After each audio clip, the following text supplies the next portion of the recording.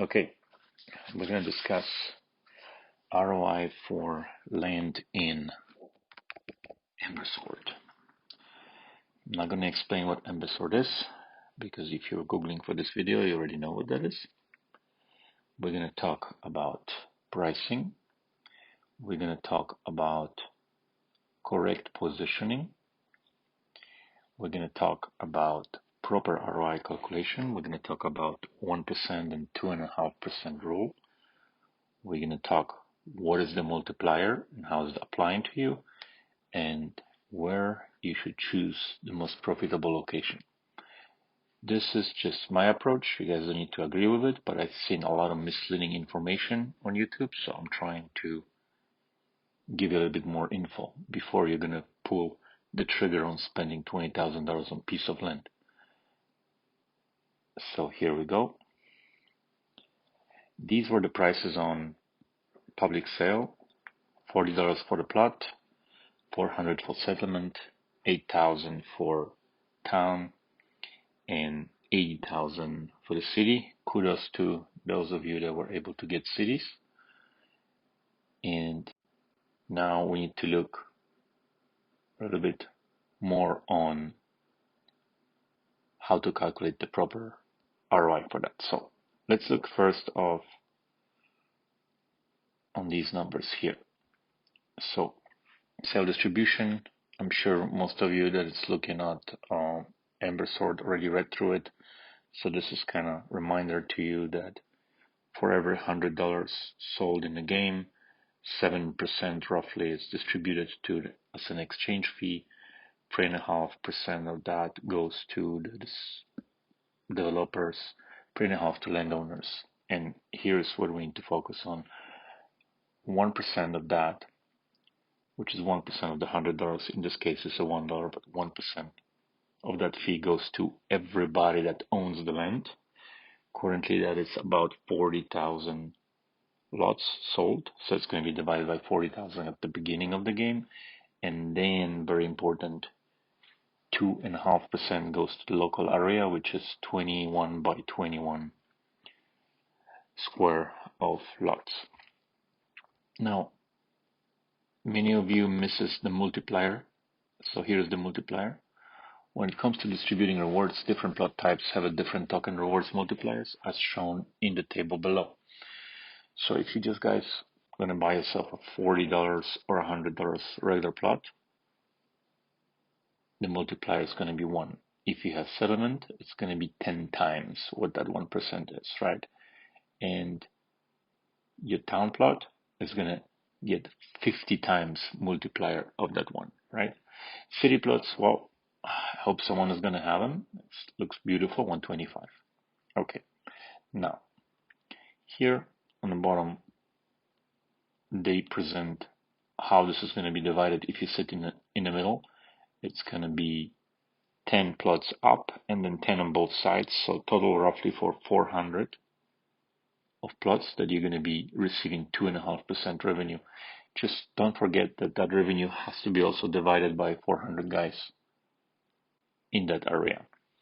Okay, don't make it too complicated. I want to just quickly go to OpenSea where you can buy your land and just verified the size of current items and how many owners we have. We have 40,000 items registered, and same for Token Trove, another website, and you have 2.6 thousand of owners. So many of you owns multiple plots at this point. Minimum is 0.17 ether.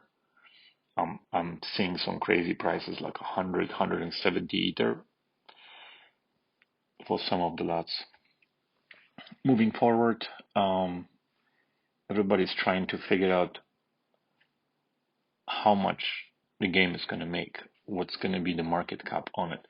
Well, nobody knows that. The closest thing that we can compare it to in this second will be Axie.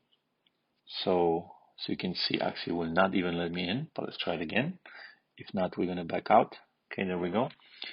And today, the amount of sold items, you can call them skins in our game, but Axie has them as this little Axies here. that help you fight and generate income. Today it was 12.94 million. We can change it to 30 days. That was $559 million with community of about 270,000 players, mostly in Asia.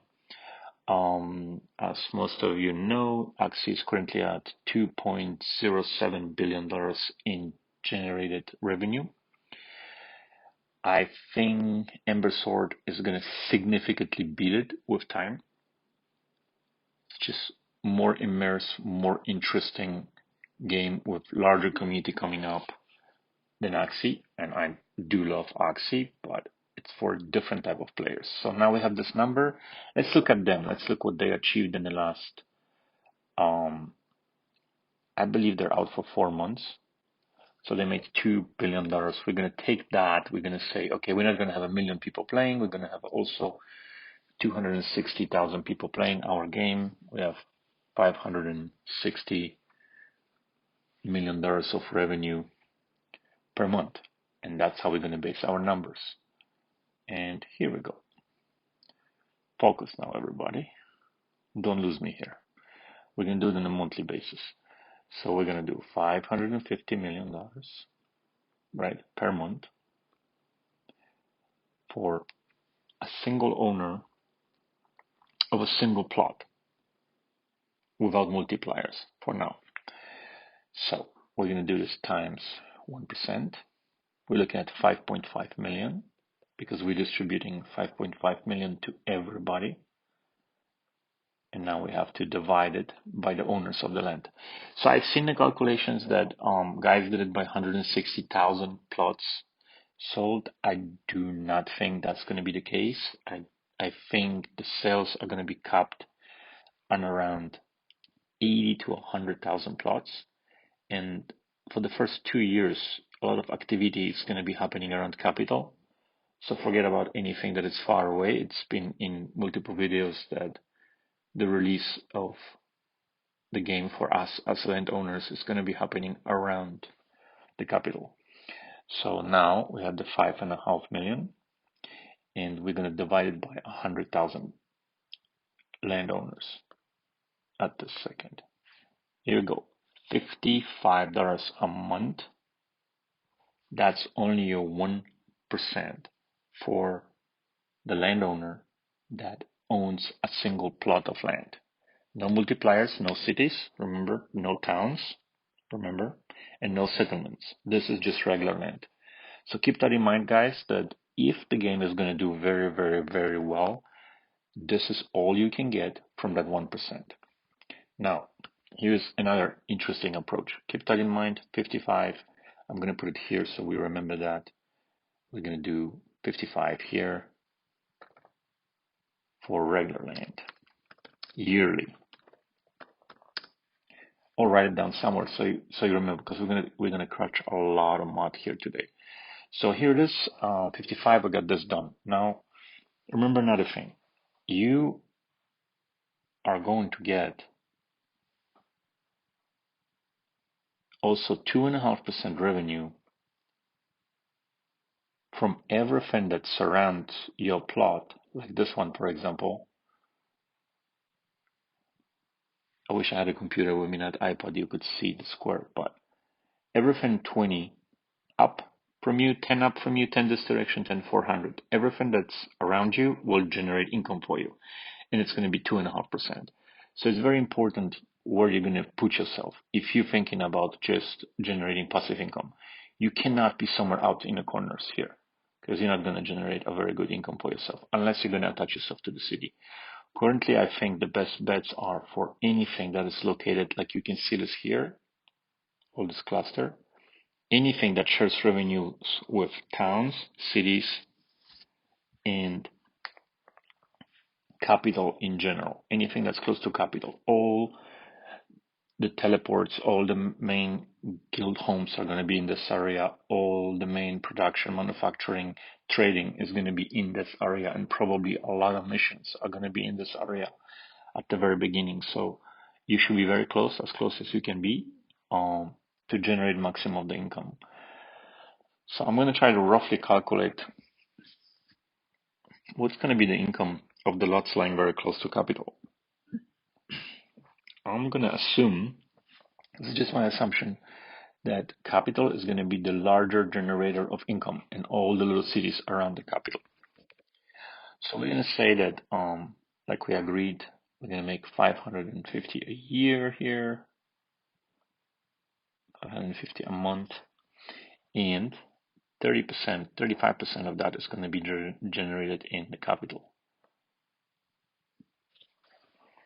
So 192 in the general area of capital. 192. Now we're going to take that 192 times 2.5%.